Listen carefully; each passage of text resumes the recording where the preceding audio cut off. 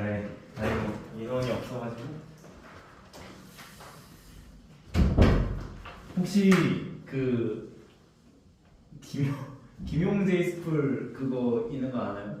페이스북이요? 페이스북 찾았어요? 아니 그 작년인가 말했던 것 같은데. 아 그래요? 유튜브가 있어요. 유튜브가 있는데 오늘 거기로 올라갈 거니까 혹시라도 오늘 했던 게 이해가 안 되면 여기 유튜브 보면 됩니다. 자, 우리가 저번 시간에 남북국 시대를 아예 다 끝냈었죠? 남북국 시대를 아예 다 끝냈었던 것 같은데, 그래서 오늘은 이 남북국 시대가 끝이 나고 이제 드디어 고려 시대로 들어갑니다. 고려 시대로 들어가는데 우리가 이제 그 통일신라를 마무리하면서 이제 지방 호족들이 막 성장을 했었잖아요. 대표적인 호족으로 궁예 그리고 그 견원 이런 친구들이 있었었죠. 그 친구들이 막 후고구려 세웠고 후백제 세웠고 이러니까 다시 삼국시대가 열렸단 말이에요. 그러다 보니까 이 시대를 우리가 후삼국시대라고 하자 이런 이야기까지 우리가 했었던 게 기억이 나죠, 그죠? 자, 그래서 오늘은 지금 거기 구멍이 뻥 뚫려 있을 텐데 그게 고려의 건국이라 써 있어요. 고려의 건국. 고려의 건국에 대해서 이야기를 해볼 겁니다. 그런데 우리가 고려가 처음부터 고려로 이렇게 건국이 된 게 아니죠. 그죠? 처음부터 그렇게 건국이 된 게 아니라 처음에는 후고구려에서 시작을 하죠. 이 후고구려 저번에 우리가 공부를 했었었는데 수도를 철원으로 세웠었고 이 철원에 수도를 세운 이 후고구려를 세운 사람 누구죠? 궁예였죠. 누가 기침소리를 내었는가 했던 그 궁예, 그죠? 이 궁예입니다. 근데 이 후고구려가 나중에 고려가 되는 거란 말이에요, 그죠? 고려. 그리고 수도는 송화도로 삼습니다. 지금으로 따지면 개성이에요. 자, 그러면은 이 궁예, 우리가 이미 공부를 했어요. 이 궁예가 나중에 막 처음에는 정치를 되게 잘 하다가 나중에 막 미쳐버린다고 했죠. 그래서 누가 기침소리를 내었는가 하면서 마구니가 꼈고 나면서 막 때려 죽이고 이러니까 누가 이 궁예를 몰아내고 고려를 세우는 거죠. 누구죠? 이름 기억해야죠. 왕건. 태조 왕건이 궁예를 몰아내고 송악을 중심으로 고려를 세우게 됩니다. 이게 고려의 건국이에요. 고려가 이렇게 건국이 되었는데 아직은 이 고려가 건국이 되긴 했지만 이 고려는 여전히 후삼국 중 하나일 뿐이란 말이에요. 그죠? 그러다 보니까 고려가 결국에 후삼국을 통일을 해야 되는데 그 통일로 가는 여러 가지 과정이 있습니다. 지금 거기 써져 있죠, 지금. 네, 지금 잘 써져 있는 것 같은데 일단은 그 첫 번째 전투, 고창 전투가 벌어지게 돼요. 이게 지금으로 따지면 안동인데 이 안동에서 견훤과 왕건이 맞붙습니다. 견훤과 왕건이 맞붙는데 여기서 왕건이 이겨요. 왕건의 동그라미. 그러니까 그 이전에도 전쟁이 하나 있었었는데 그 전쟁에서는 고려가 완전히 져요. 그래서 태조 왕건 같은 경우에는 자기가 아끼던 부하까지 잃어버립니다. 근데 나중에 이 고려의 이 왕건이 철저하게 준비를 잘 해가지고 이 고창 전투에서 견훤을 이겨내죠. 그래서 왕건의 동그라미 쳤죠. 자, 이런 상황을 보면서 지금 고려에게 승세가 기울었구나 이러면서 신라 경순왕이 여기로 고려로 귀순을 하게 돼요. 그러다 보니까 이제 백제는 고려에게 포위된 이런 모습으로 형성이 되겠죠. 이렇게 되는 것이고 그러면서 이제 후백제의 멸망에 쐐기를 박는 사건이 발생하는데 그게 바로 밑에 있는 일리천 전투예요. 일리천 전투. 근데 여기서 좀 신기한 게 있죠. 지금 보면은 왕건과 견훤이 맞붙는 게 아니라 왕건과 신검이라는 사람이 맞붙어요. 거기만 한번 써볼게요. 지금 왕건과 신검이 이렇게 있고 왕건과 누가 이렇게 힘을 합쳐서 싸우고 있다라고 되어 있죠. 근데 여기가 지금 견훤이 아니에요. 견훤 어디 갔어? 견훤 여기 있습니다.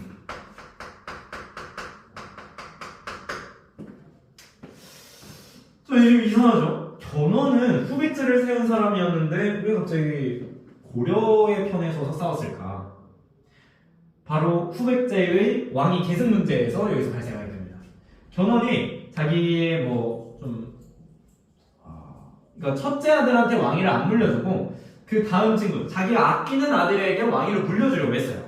그러니까 이 신검 화가 난 거죠. 왜 나한테 왕을 안 물려주지? 하면서 반란을 일으킵니다. 견훤을 왕위에서 끌어내리고 금산사에 유폐를 시켜버려요. 견훤은 후백제의 왕이었었는데 갇혀버린 거죠. 하루아침에. 견훤이 화가 나는 거예요. 그래서 어찌어찌해서 금산사를 빠져나와서 왕건의 편으로 붙어버린 거예요. 그래서 견훤이 왜 여기 있는지 알겠죠? 그러면 신검과 왕건의 전투에서 누가 이기느냐? 왕건이 승리합니다.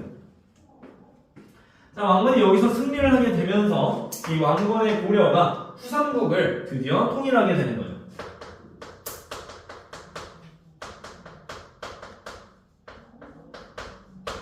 후삼국을 통일하는 모습을 보여줍니다. 이게 936년의 이야기죠.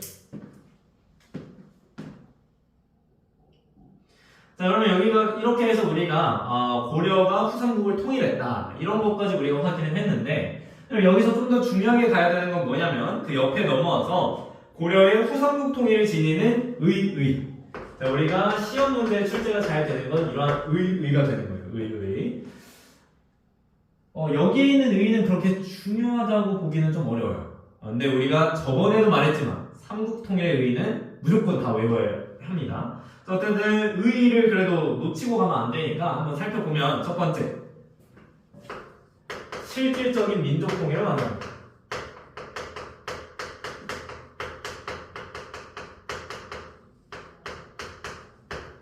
실질적인 민족 통일을 말합니다.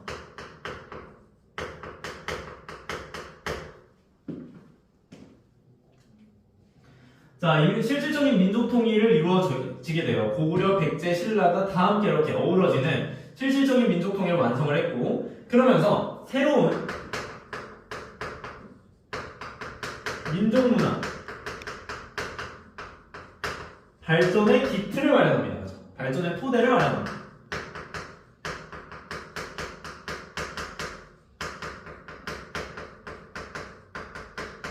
이런 모습을 보여주는 게 이 후삼국 통일의 의의가 되는 거죠. 그리고 두 번째, 얘가 좀 중요한데요.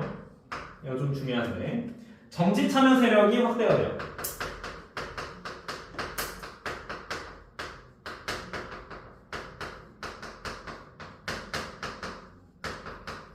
우리가 통일신라 같은 경우에는 어땠어요? 정치 참여를 할 수 있는 사람이 육두품 진골만이 고위관직에 오를 수 있었단 말이에요. 육두품도 정치에 참여를 할 수는 있었지만 높은 자리에 올라가지 못했단 말이죠. 신분상의 한계가 있어서. 그렇지만 이 육두품이 지방 호족과 손을 잡아서 이런 고려가 건국이 된 거란 말이에요. 그러니까 이 육두품들도 중앙정치에 활발하게 참여를 할 수 있겠죠. 자, 그래서 지방 호족 및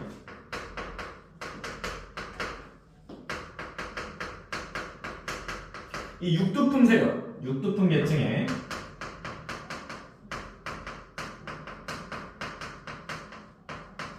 정치 참여가 이루어지더라.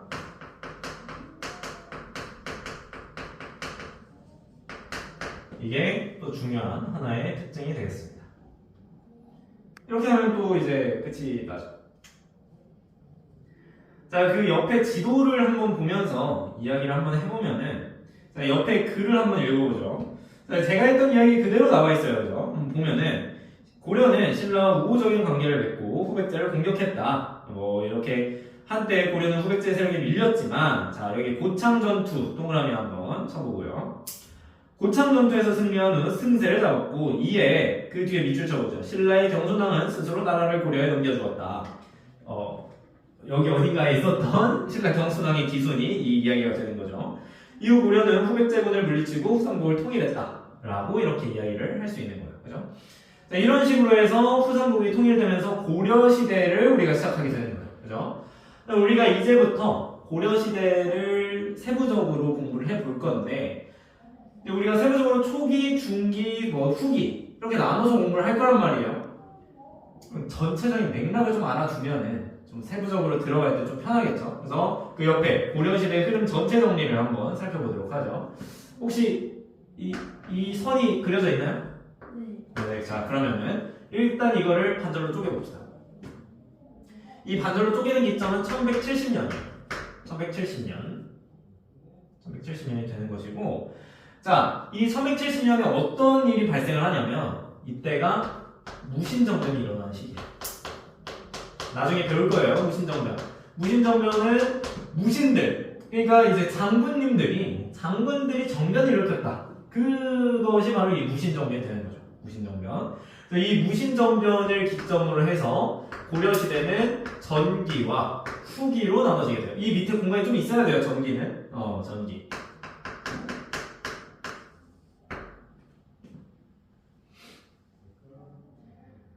자, 이때 건국은 918년이죠. 그리고 멸망이 1392년에 이루어집니다.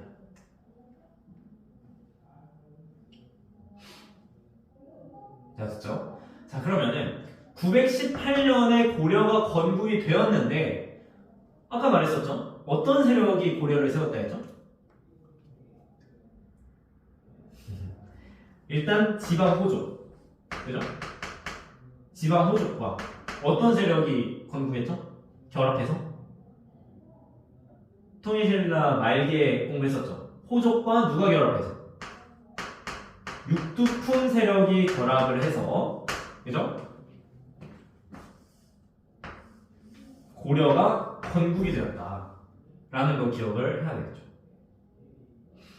이때 이 지방 호족과 육두품 이 세력이 건국해서 막 이렇게 막 개혁적으로 막 새로운 이런 느낌이 나는 게 전기 중에서도 초기입니다. 그래서 오늘 이 초기까지 공부를 할 거예요. 자, 그러면은 여기서 문제가 뭐냐면은 이 호족들이 처음에는 좀 개혁적이고 이랬어요. 이 사람들이 새롭게 정권을 잡았으니까, 그죠? 이랬는데 얘네들이 이 중앙 정치 속에서 점차적으로 문벌 귀족이 되어가기 시작해요.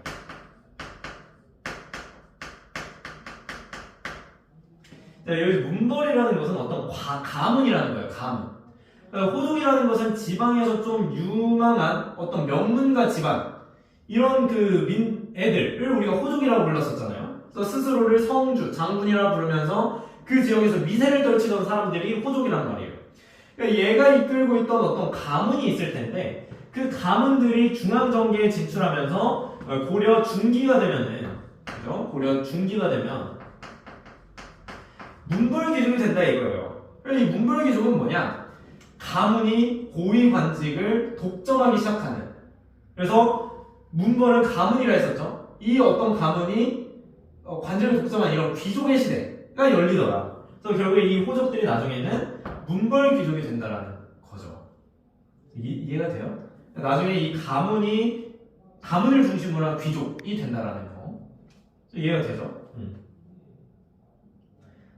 얘네가 나중에 이 문벌 귀족이 되게 되면서 좀 부패하고 이런 모습을 보여주는 거죠. 좀 타락하는 이런 모습을 보여주는 건데 그거는 다음 시간에 좀 더 자세하게 볼 거고요. 이 육두품 세력 같은 경우에는 그러니까 얘네가 이제 중앙 진출을 하게 되면은 문벌 귀족이 된 거고 이 세력들이 이제 지방으로 내려왔어요. 지방으로 내려오면은 이 사람들이 이제 향리라고 하는 것은 예를 들어서 그 지역에 지방관을 파견한다고 하면은 그 지방관을 보좌하는 역할에 이런 직책을 향리라고 생각하면 되겠습니다. 그러니까 우리가 사극을 본다고 하면은 그 사극에서 사또를 보좌하는 이방 같은 사람들 이런 사람들을 우리가 향리라고 합니다. 어쨌든 이렇게 되는 거죠. 자, 그러면은 고려 초기에는 호족과 육두품 세력이 이렇게 중앙 정치를 붙잡았고 얘네들이 중기가 되면서 문벌 귀족이 되었다. 가문이 대대로 관직을 세습하는 이 귀족 세력이 되었다라는 거예요. 이 귀족이 되었다.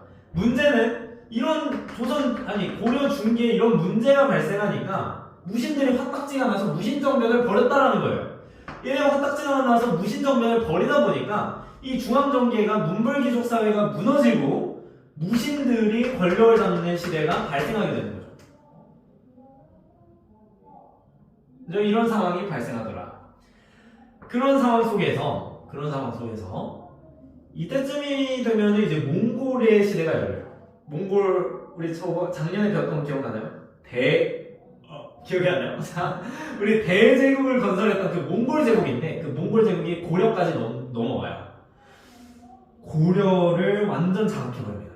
몽골이. 그래서 우리나라에는 이제 그 전까지는 무신들이 정권을 잡고 있었는데 이제부터는 이 몽골의 힘이 너무 세니까 몽골에게 빌붙어 사는 이런 애들이 정권을 잡아요. 그게 뭐라고 하냐면 권문세족이라고 합니다. 이 권문세족들이 이때 정권을 잡게 되고 권문세족 좀 문제가 많잖아요, 그죠? 지금 몽골 애네들의 빌붙어가지고 막 사람들 착취하고 백성들을 괴롭히고 이런 모습을 보여준단 말이에요. 그래서 이런 권문세족들을 비판하면서 등장한 세력 신진사대부. 신진사대부가 등장합니다. 이때 이 신진사대부 중에서 정도전, 조준과 같은 사람들이 고려를 멸망시키죠. 지금 1392년에 고려가 멸망했다 했잖아요. 이 신진사대부 중에서 일부가 고려를 멸망시키는 거죠. 그죠? 그거에 대해서는 정말 다음 시간에 이야기를 하게 될 거예요. 그죠? 이렇게 하면은 고려에 대한 전반적인 이야기가 끝이 났어요. 그래서 이번 시간까지는 이 초기 고려의 이야기를 할 거고, 다음 시간에 이 문벌귀족 사회를 한번 살펴볼 겁니다. 어떤 가문이 계속 대대로 관직을 세습하는 이 문벌귀족이 형성된 사회는 어떤 모습일까? 다음 시간에 확인할 수 있고요.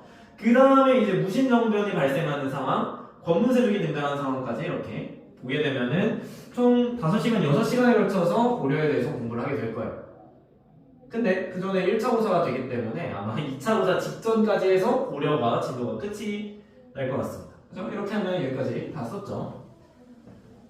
자, 그러면은 우리가 고려의 전반적인 이야기를 했으니까 이제 세부적으로 오늘 초기 정치에 대해서 한다 했잖아요. 고려의 초기 정치를 오늘 살펴보도록 하겠습니다.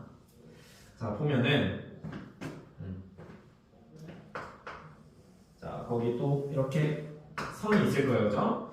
우리 개국 나라를 만든 게 918년이었었죠. 918년에 나라를 세운 사람 누구죠? 왕건. 그죠? 태조왕건. 자, 그래서 힌트로 써야겠다. 저는 태조라고 쓰겠습니다. 왕건 맞아요. 왕건도 맞습니다. 태조왕건. 여기 괄호를 한번 치고, 자, 점부터 한번 해보죠. 네, 일단 태조는 여러 가지 정책들을 펼치는데 그 중에서 하나가 일단 민생 안정이었어요.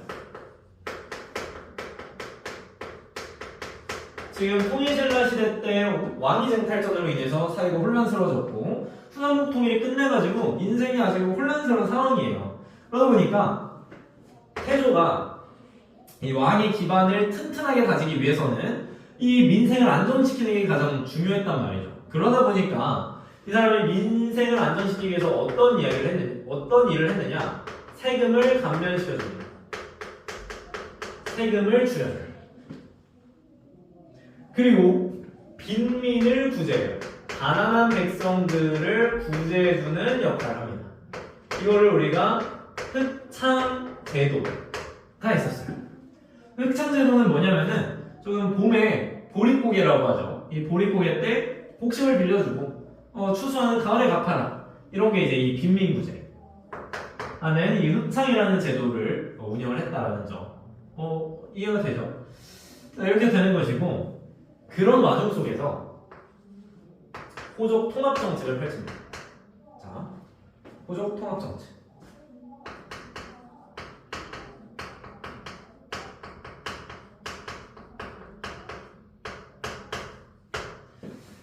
자, 우리가 태조에서 좀 기억을 해야 될 건 뭐냐면은, 우리가 태조가 호족 출신이잖아요, 그죠? 호족 출신이에요. 그리고 이 고려라는 나라 자체가 여러 호족들이 결합을 해서 또 깊은 세력들과 결합을 해서 생겨난 나라가 이 고려란 말이죠. 그러다 보니까 태조 때는 왕의 힘이 그렇게 강하진 않았어요. 왕권이 약했단 말이죠. 왕권이 약하다. 약할 약자를 써보겠습니다. 약할 약자.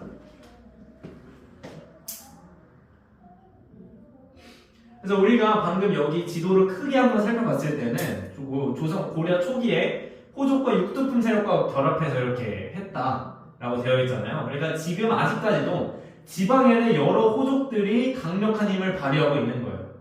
그러다 보니까 이 지방 사람들이 막 왕건을 따른다거나 이런 모습은 아닌 거죠. 그죠? 이런 모습이 아니다 보니까 태조 왕건은 이런 호족들을 내 편으로 통합시킬 필요가 있었던 거예요.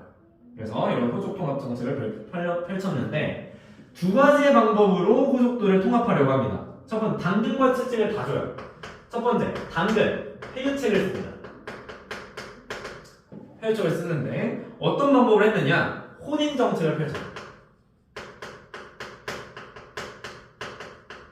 그러니까 호족들을, 그러니까 지방에는 여러 호족들이 있는데 이 호족들을 내 편으로 만들기 위해서는 얘네들을 그 호족들의 딸들과 결혼을 하는 방법이 첫 번째 방법이었던 거죠. 아, 이렇게 우리 결혼을 했으니까 너희도 이제 왕족이야. 그럼 이렇게 하면서 우린 하나야. 이러면서 이제 호족을 통합시키는 거죠. 이게 왕건이 있을 때는 좀 다행이지만 나중에 왕건이 죽고 나서 문제가 돼요. 부인이 27명이거든요. 그러니까 이제 왕건 때는 호족을 통합할 수 있었겠지만 왕건이 죽자마자 왕위 쟁탈전이 좀 벌어지는 거죠. 그죠? 왕건이 더 약해지는 이런 모습을 보여줘요. 어쨌든 왕권을 강화하려고 하는 이런 모습을 보여준 것이다. 그리고 성씨 그리고 관직, 토지를 하사합니다.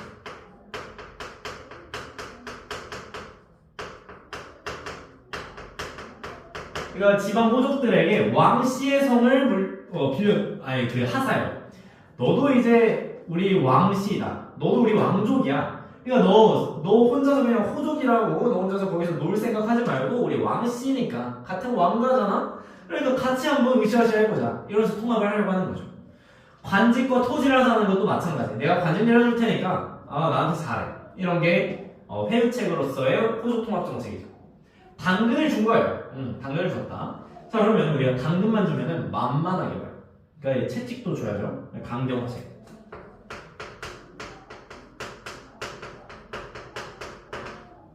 강경책을 통해서 또 호족을 통합하려고 하는데 첫 번째, 사신관 제도가 있었어요.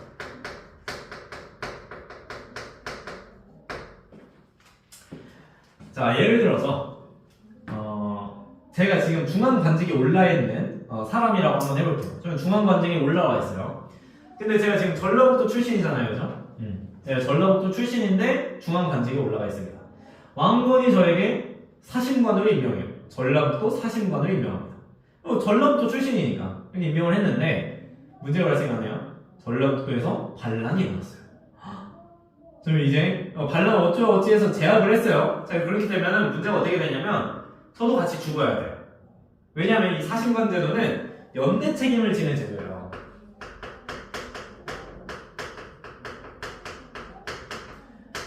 야, 제 이름이 김용주잖아요. 야, 김용주, 너 지금 전라북도 출신 호족이고 전라북도 지금 내가 사신관으로 임명했잖아. 그러니까 전라북도에서 반란 안 일어나게 너가 잘 관리해. 그런데 방금 그래서 사신관으로 임명을 해준 건데 반란이 일어났잖아요. 반란이 일어났네. 사신관 이거 안 되겠다 하면서 죽여버리는 거죠. 이게 사신관 제도예요. 연대 책임. 이해가 되죠? 이렇게 되는 거고 또 두 번째, 기인 제도가 있어요. 기인 제도. 기인 제도는 이런 거예요. 제가 전라북도의 호족이었잖아요. 전라북도 호족이었는데 갑자기 제 아들을 중앙에서 관리를 해주겠대요. 우리 중앙 대성에서 우리가 좀 먹여주고 재워주고 다 잘할 테니까 자식 올려보내봐. 이거 그냥 인질 잡는 거죠. 인질. 그러니까 이게 무슨 말이에요 이제. 반란 일으켜봐. 이렇게 하면 이 아들 죽여버릴게. 이런 거죠 이제. 기인제. 이러면서 이제 호족을 통합하려고 하는 이런 모습을 보여줍니다. 이러면서 이제 약한 왕권을 어떻게든 강화시키려는 이런 모습을 보여준 거죠. 자, 그럼 다음 민족을 통합하는 정책을 펼쳐요. 그러니까 지금 후삼국이 통일된 지가 그렇게 오래되지 않았단 말이죠. 후삼국이 통일된 지가 그렇게 오래되지 않다 보니까 민족을 통합할 필요가 있는 거예요. 왕건 입장에서는. 그래서 민족을 통합하기 위해서 여러 가지 정책을 펼치는데 그래서 이 왕건이 한 건 뭐냐면은 그 어떤 나라 출신에 상관없이 다 포용을 했다라는 거예요. 그래서 신라, 후백제, 발해 이런 유민들을 적극적으로 수용하는 이런 모습을 보여줍니다. 이러면서 민족 통합을 하려고 하는 모습을 보여주죠. 자, 네 번째. 이거 중요합니다. 북진 정책을 추진해요. 북진 정책. 자, 북진 뭐예요? 북진. 북쪽으로 진격하자 이거예요. 북쪽으로 진격하자. 북진 정책이라고 하는 것은 지금 고려가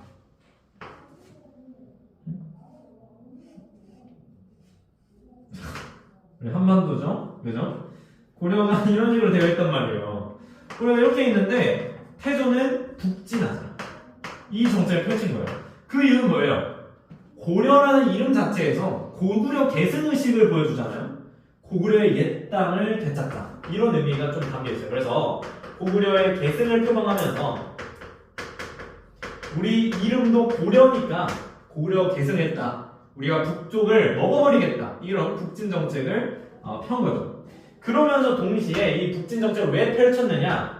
거란을 싫어했어요. 그럼 거란을 왜 싫어했을까요? 왜 싫어했을까? 발해를 멸망시킨 게 어디였죠? 우리 저번 시간에 했는데 자, 발해를 거란이 멸망시켰어요. 그죠? 발해를 거란이 멸망시켰단 말이야. 그러다 보니까 발해 역시도 고려랑 마찬가지로 고구려를 계승한 나라예요. 근데 거란이 그랬던 발해를 멸망시켜버리니까 고려 입장에서는 곱게 보이지가 않죠. 그래서 이 북쪽에 거란이 있으니 우리 북진에서 거란을 무찌르자. 이런 식으로 북진 정책을 펼치는 거죠. 좋아요. 자, 이런 식으로 북진 정책을 펼쳤고요. 이 북진 정책을 펼쳤다는 거를 어떻게 확인을 할 수 있냐면 이 왕건이 서경을 중시해요. 서경. 자, 볼게요. 자, 여기 고려의 수도가 여기예요. 여기 개경이라고 불리는 곳이고 여기에 서경이 여기에 있습니다. 서경은 평양이에요. 이거 평양성. 그러니까 평양이면은 그래도 초기 고려의 완전 북쪽이란 말이에요. 그러니까 이 서경은 고구려의 옛 수도이면서 또 북진을 하기 위한 전초기지의 역할을 하게 되는 거죠. 자, 그러다 보니까 이 고려가 상당히 서경을 중시했다라는 것을 확인할 수 있습니다. 이 정도면은 이해가 되죠? 서경을 중시했다라는 거. 자, 그러면서 실제로 영토를 확장해요. 북쪽에 있는 거란족을 무찔러내면서 영토를 확장하는 이런 모습을 보여줍니다. 그래서 고려의 영토가 청천강에서 영흥만에 이르는 이런 영토로 확장을 하게 됩니다. 그래서 여기서는 이만큼 올라가요. 이만큼 올라갔다라는 걸 이렇게 좀 있어 보이게 쓴 거죠. 그리고 자, 이것도 기억해야 됩니다. 이 태조 왕건은 죽을 때까지 고려라는 나라를 걱정을 했어요. 그래서 죽어가면서까지 이 나라 걱정된다 하면서 내 후대 왕들은 이렇게 좀 해봐라 라고 하면서 글을 하나 남겨요. 훈요10조 유언을 남깁니다. 훈요10조 우리 후대 친구들 이렇게 우리가 잘 한번 고려 잘 이끌어 나가봐 이러면서 훈요10조를 쓰게 되는 거죠. 자, 그러면은 이제 우리가 훈요10조를 내세웠다 이것만 공부하는 게 아니라 훈요10조의 내용도 한번 살펴봐야 돼요. 자, 그럼 옆에 있는 자료 2번을 한번 보면은 자, 불교 중시의 동그라미 밑줄 한번 쳐볼게요. 훈요10조를 통해서 알 수 있는 것 중에 하나가 태조 왕건은 불교를 중시했구나 이걸 확인할 수 있어요. 그죠? 제1조에 있는 것이고 제2조 같은 경우에도 풍수 사상의 밑줄 한번 쳐볼까요? 그러니까 이걸 이 제2조를 통해서 확인할 수 있는 거는 불교뿐만 아니라 풍수지리설까지 중시했다라는 걸 알 수가 있는 거예요. 제4조를 보게 되면은 거란 막 하지마 뭐 중국 풍수 먹주로 따르지마 이걸 통해서 뭐를 알 수 있냐 밑줄 한번 쳐보죠. 주체적인 문화 수요 그리고 거란 대처 이런 것들을 확인할 수 있어요. 결국 이 북진 정책과 관련이 있는 거죠. 그렇죠? 자 제5조 서경을 중시하고 있어요. 그죠? 결국 북진 정책과 관련이 있습니다. 그죠? 제6조 연등이와 8관의 밑줄 한번 쳐볼까요? 이게 불교 행사예요. 불교 행사. 그러니까 이걸 통해서 또 뭘 할 수 있느냐? 불교를 중시했다는 걸 알 수 있어요. 제9조 이거는 민생안정의 밑줄 한번 쳐보죠. 자 그러니까 지금 우리가 이 훈요 10조를 통해서 여기서 보여지는 북진정책, 서경을 중시했다, 거란을 적대했다 뭐 이제 뭐 민생을 안전시키려고 했다 뭐 이런 것들이 다 드러나는 거예요. 훈요 10조 중요하죠. 그죠? 네, 잘 봐야 됩니다. 훈요 10조 이렇게 봐야 돼요.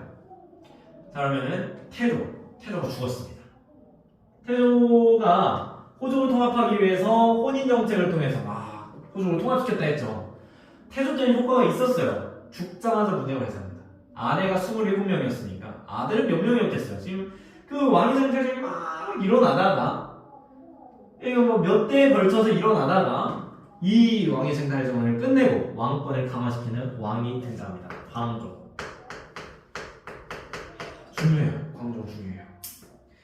자 그러면은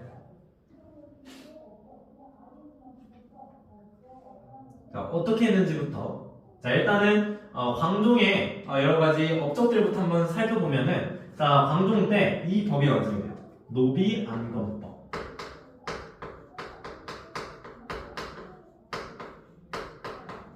노비안건법. 그래서 노비안건법이라는 것은 뭐냐면은 이 지금 노비인 친구들 있잖아요. 노비인 친구들의 신분을 제대로 한번 조사를 해보는 거예요. 제대로 조사를 한번 해보는데 얘네 알고 보니까 이거 양민인데 지금 강제로 이 호족 놈들이 이제 노비로 만들어버렸네? 이런 친구들이 있었단 말이에요. 그때 당시에. 그러니까 그런 걸 조사를 하는 거예요. 원래 양민인데 지금 너희가 노비로 만들었잖아. 빨리 풀어줘. 이게 노비안건법이에요. 노비안건법. 그러면 이 노비안건법의 효과가 어떤 게 있느냐?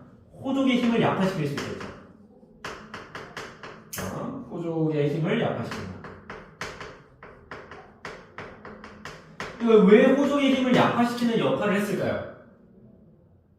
호족이 가지고 있었던 노비를 해방시켜버렸잖아요.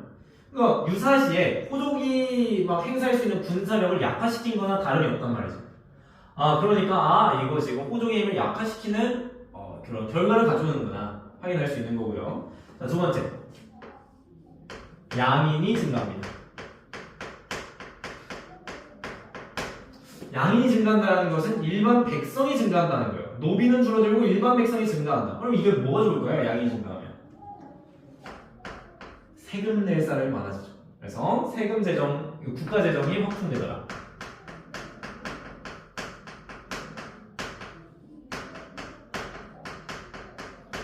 국가 재정이 확충되는 이런 장점이 있었습니다. 이러면서 이제 왕권을 강화하는 모습을 보여주는 거예요. 이게 첫 번째였고요. 자, 얘는 뭐 이제 왕권 강화랑 관련이 있긴 한데 얘는 그냥 무조건 알아둬야 되는 거예요. 그냥 과거제를 실시합니다. 이때 이 과거제를 실시하자고 주장한 사람까지 이야기를 해주는 게 좋을 것 같아요. 쌍기라는 사람이 있었어요. 쌍기의 건의를 받아들여서 과거제를 실시합니다. 과거제를 실시하면서 이제 정말 이제 과거를 통해서 관리를 등용하기 때문에 호족 세력들이 뭔가 세습을 한다거나 이런 게 조금 어려워지게 된 거죠. 그러면서 얘도 이제 조금 왕권 강화에 도움이 되는 이런 모습을 보여줍니다. 광종하면은 이 과거제를 꼭 기억을 해야 돼요. 과거제를 실시했다라는 점. 그러니까 공식적으로 과거제를 실시한 게 광종이 처음이에요. 우리나라 역사상, 그죠? 그러니까 우리가 저번에 배웠었던 신라 원성왕 때, 그때 그 독서 상품과를 실시했었잖아요. 그게 과거제랑 비슷하다라고 했었었죠. 그때 독서 상품과가 있긴 했지만 이 과거제를 실시한 건 광종이 처음이다라는 점. 이렇게 보면 되겠고, 이 광종. 아까도 말했지만 광종은 고려의 왕권을 강화시킨 사람이에요. 왕권을 강화시킨 사람입니다. 이런 사람이다 보니까 왕권을 어떻게 강화시켰을까요? 이런 법들을 제정해서 강화를 시켰을까요? 물론 이게 도움이 돼요. 왕권 강화에 도움이 됐어요. 그렇지만 가장 중요한 건 이거죠. 호족을 숙청해놓은 거예요. 와, 이 광종이 힘을 계속 숨기고 있다가 이 기회가 되자마자 호족들 불러들이는 거지. 그러니까 이때 당시 광종을 다 귀여워했어요. 호족의 힘이 셌으니까. 광종이 갑자기 호족을 부르니까 이 호족 수장들이 막 오면서 우리 귀여운 광종 이 자식이 왜 불렀을까 이러면서 막 왔어요. 근데 왔는데 알고 보니 죽여버리려고 부른 거죠. 다 죽여버립니다. 다 죽여요. 호족을 다 죽여버려요. 그러니까 호족 세력들이 광종의 눈치를 볼 수밖에 없게 되겠죠. 그러면서 이제 왕권이 강화되게 되는 거죠. 그죠? 어렵지 않아요. 그리고 공복을 제정합니다. 이제 관리들이 입을 이 여러 가지 옷들을 어떤 풍류에 맞게 제정하는 이런 모습을 보여주고요. 그리고 이제 우리 왕권을 강화시키면서 우리 이제 황제의 나라다. 이제 황제의 나라. 우리한테 깝치지 마. 이러면서 이제 칭제 건원 스스로를 황제라고 칭하기 시작합니다. 그러면서 이제 연호를 제정하기 시작해요. 그래서 그 연호의 이름은 방덕과 준풍이라는 연호를 사용합니다. 이 광종의 업적이에요. 그래서 광종의 업적의 가장 중요한 부분들은 뭐냐면 왕권을 강화시켰다라는 거죠. 왕권을 강화시켰다라는 점 너무 잘 기억해야 되고, 그런 상황 속에서 나타난 정책들, 노비안건법, 과거제, 호족숙청 이런 것들 잘 기억해야 됩니다. 그죠? 그리고 이런 왕권을 강화시킨 것을 바탕으로 해서 고려의 어떤 제도적인 측면을 정비한 왕이 등장하는데, 그 왕, 성종 중요합니다. 그래서 태조, 광종, 성종 다 중요해요. 다 잘 기억을 해야 되는데, 자, 성종 가겠습니다. 제도를 정비했다 했죠. 그 제도를 정비하는데 이 제도를 정비하자고 주장한 사람이 있어요. 바로 뭐냐면 최승로라는 사람이에요. 최승로라는 사람이 성종에게 시무 28조를 올립니다. 우리나라가 부강해지기 위해서 해야 될 28가지 이런 것들을 성종에게 제안을 해요. 이거를 성종이 받아들입니다. 받아들이면서 이 성종은 통치제도를 정비했다고 했었죠. 이때 유교를 국가 통치의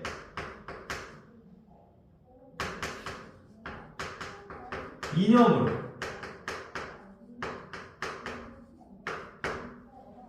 받아들이게 됩니다. 그러니까 최승로의 시무 28조에서 이야기를 하고 있는 게 뭐냐면은 이제 유교를 국가 통치의 이념으로 삼아줘라. 이런 내용이 담겨있는데 이걸 받아들이면서 이걸 국가 통치 이념으로 받아들여 줍니다. 그리고 이 사람 중앙 정치에서만 어떤 이런 제도를 정비한 게 아니에요. 지방도 정비를 해줍니다. 그러니까 이 최승로 시무 28조에 있는 내용들이 다 들어가 있는 거예요. 그래서 이 짝대기를 쓰는 겁니다. 이 점 밑에 있는 내용이에요. 그죠? 그래서 지방을 12목에서 지방을 12목으로 나눠요. 지방을 12목으로 나눠서 여기에 지방관을 파견하자. 이런 주장. 이거를 받아들여서 성종이 이렇게 지방을 12목으로 나눠서 지방관을 파견하게 돼요. 그러면서 이제 지방관을 파견하게 되고 그래서 중앙관제 유교식으로 중앙관제를 정비를 하고요. 지방 같은 경우에도 지금 지방에 11목을 나눠서 지방관을 파견을 했잖아요. 지방관이 파견되지 않은 지역들도 많았어요. 이런 지역들 같은 경우에는 향리제도를 마련해서 그런 지역들을 다스릴 수 있도록 하게 되었죠. 이 성종이. 뭐 이해가 되나요? 네. 그래서 결국 이 최승로의 시무 28조의 핵심은 유교로 가자. 그걸 바탕으로 해서 지방을 12목으로 나눠서 지방관을 파견했고 중앙관제와 판리제도를 마련했다라는 내용이 되는 것이고 마지막 가장 중요한 게 이건데 성종은 정말 유교를 그 통신형으로 확립해준 사람이에요. 그러다 보니까 유교 교육기반 국자감을 설치합니다. 우리 발해 이야기할 때도 이 국자감 이야기를 했었었죠. 발해는 주자감이고 고려는 국자감이다. 그러니까 발해의 주자감과 어떤 비교를 해서 기억을 해야 되겠죠, 그죠?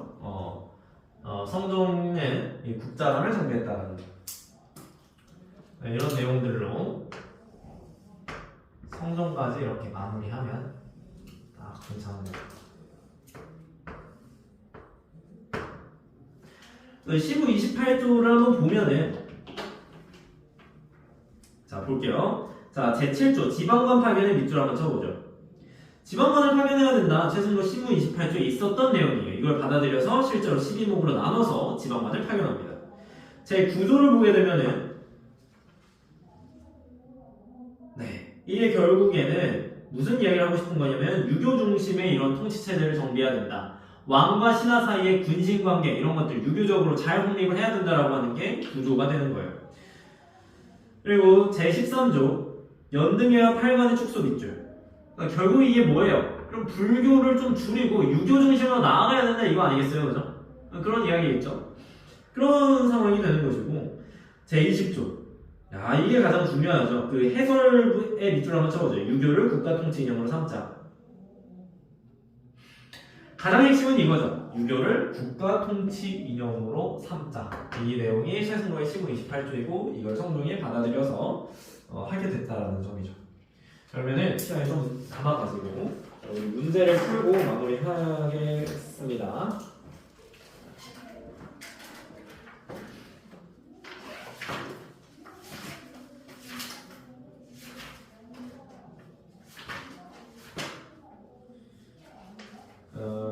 뭐 얼마 안 되네요. 75페이지에 1번, 스텝 1 1번. 이것만 풀면 될 것 같은데? 이거 스텝 1의 1번만 풀면 될 것 같습니다.